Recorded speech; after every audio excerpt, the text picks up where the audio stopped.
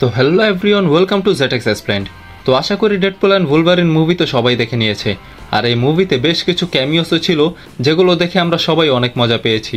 আর ক্যামিওতে দেখানো অনেক ক্যারেক্টারকেই হয়তো তোমরা চিনো না, আর আজ আমরা সেই সকল ক্যামিওতে দেখানো ক্যারেক্টারদেরকে নিয়ে কথা বলবো, যেমন তারা কে, কোথা থেকে এসেছে, আর ফিউচারে কি আমরা তাদেরকে দেখতে পারবো কিনা। তাই চলুন শুরু করি। তো এই মুভির শুরুতেই আমরা ক্যামিও পাই ওল্ড লোগানের। এটা সেই উলভারিন যাকে আমরা 2017-র লোগান মুভিতে দেখেছিলাম, আর সে নিজেকে স্যাক্রিফাইস করে দিয়েছিল। আর যেহেতু এই লোগান মারা গিয়েছে, তাই এই মুভিতে আমরা শুধু তার অ্যাডম্যান্টিয়াম কঙ্কালি দেখতে পাই। আমরা জানি যে রায়ান রেনল্ডস আমাদেরকে বলেছিল যে সে লোগানের স্টোরিকে টাচ করবে না, কিন্তু কি আর করার, তোমরা সবাই জানো ডেডপুল কেমন, তাই সে লোগানের স্টোরিকে টাচ করেই নেয়। কিন্তু হ্যাঁ, সে লোগানের স্যাক্রিফাইসকে বৃথা যেতে দেয় না, বরং সে আমাদেরকে এইটা বুঝিয়েছে যে এই লোগান তার ইউনিভার্সের জন্য কতটা জরুরি ছিল। এরপর আমরা ক্যামিও পাই হ্যাপি হোগানের, আর এটা মার্ভেল মেইন ইউনিভার্স আর্থ 616-এরই হ্যাপি।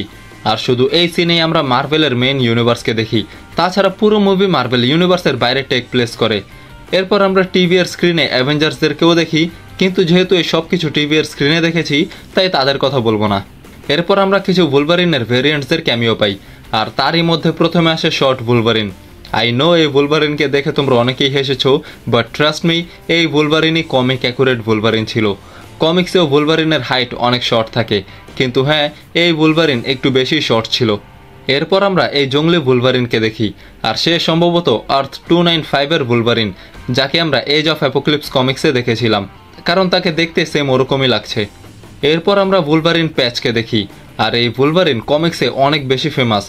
এই উলভারিন তার এক চোখে নিক ফিউরির মতো প্যাচ লাগিয়ে রাখে, আর এই উলভারিন ব্রুটাল হওয়ার সাথে একটি ডিটেকটিভ মাইন্ড নিয়ে চলে। অ্যান্ড গাইস, এরপর আমরা দেখতে পারি আমাদের হেনরি ক্যাভিলের উলভারিনের ক্যামিও। আর এটা নিয়ে অনেক রিউমার্স এসেছিল যে হেনরি ক্যাভিল এমসিইউতে জয়েন করেছে, কিন্তু আমরা ভেবেছিলাম যে সে হয়তো হাইপেরিয়ন অথবা ক্যাপ্টেন ব্রিটেনের রোল প্লে করবে, কিন্তু এখানে তাকে উলভারিনের ক্যারেক্টারে আনা হয়েছে। কিন্তু আমার মনে হয় না যে তাকে শুধু এইটুকুর জন্যই আনা হয়েছে। ইন ফিউচার আমরা হেনরি ক্যাভিলকে এমসিইউতে আবার দেখব, কিন্তু এমনটাও হতে পারে যে পরের বার আমরা তাকে উলভারিনের ক্যারেক্টারে না, হাইপেরিয়ন অথবা ক্যাপ্টেন ব্রিটেনের ক্যারেক্টারে দেখব, কারণ মাল্টিভার্সে যে কোনো কিছুই হতে পারে।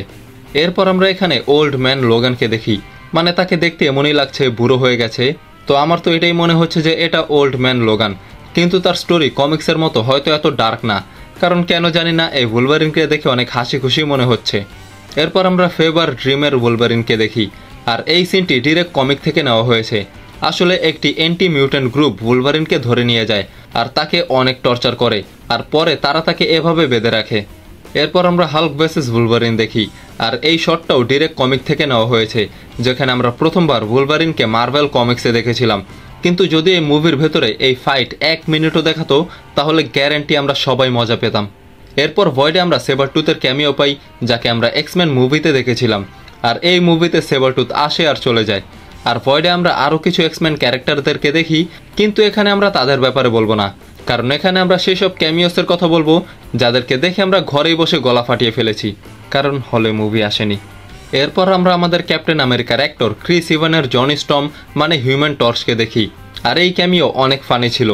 তো যারা নিউ মার্বেল ফ্যান্স আছো তারা হয়তো কনফিউজ হয়ে আছো, তো বলি, ক্রিস ইভান 2005-এ আসা ফ্যান্টাস্টিক 4 মুভিতে হিউম্যান টর্চের ক্যারেক্টার প্লে করেছে, and it was a good movie actually, চাইলে দেখতে পারো। এরপর আমরা জেনিফার গার্নারের ইলেকট্রাকে দেখি, তাকে আমরা আগের বার 2003-এর ডেয়ারডেভিলে দেখেছিলাম। এরপর আমরা উইসলি স্নাইপার ব্লেডকে দেখতে পারি, যাকে আমরা 1998 সালের ব্লেড মুভিতে দেখেছিলাম। আর এই মুভির তৃতীয় পার্টে মানে ব্লেড ট্রিনিটিতে রায়ান রেনল্ডসও ছিল। এরপর আমরা এখানে টাটুমের গ্যাম্বিটকে দেখি, আর তাকে আমরা আগের কোনো মার্ভেল মুভিতে দেখিনি। সে নতুন করে গ্যাম্বিটের ক্যারেক্টার প্লে করছে, আর হয়তো সে ফিউচারও গ্যাম্বিটের রোল প্লে করবে। এরপর আমরা X-23-কে দেখি, যাকে আমরা 2017-র লোগান মুভিতে দেখেছিলাম। বলতেই হবে অনেক তাড়াতাড়ি বড় হয়ে গেছে। আর পরে গিয়ে আমরা ডেডপুল কোরকে দেখতে পারি, যেখানে ডগ পুল, লেডি পুল, নাইস পুল, কাউবয় পুল, হেড পুল, বেবি পুল, কিড পুল, আরও অনেক পুল আছে যাদেরকে আলাদাভাবে আইডেন্টিফাই করতে গেলে ভিডিও অনেক বড় হয়ে যাবে, কারণ মার্ভেল মাল্টিভার্সে ডেডপুলের ভেরিয়েন্টসদের কোনো শেষ নেই। আর মার্ভেল মাল্টিভার্সে ডেডপুলের কীরকম ভেরিয়েন্ট থাকতে পারে সেগুলো দেখতে চাইলে একবার আমার এই ভিডিওটি দেখো। তাই আমরা এই ভিডিও এখানে শেষ করব। তোমরা বলো যে তোমরা কার ক্যামিওতে বেশি মজা পেয়েছো, আর এই ভিডিওটি কেমন লেগেছে সেটা অবশ্যই জানাবে। যদি এই ভিডিওটি দেখে কোথাও ভালো লাগে বা মজা পেয়ে থাকো তাহলে লাইক করে দাও, চ্যানেলটিকে সাবস্ক্রাইব করে দাও, আর দেখতে থাকো জেটেক্স এক্সপ্লেইনড।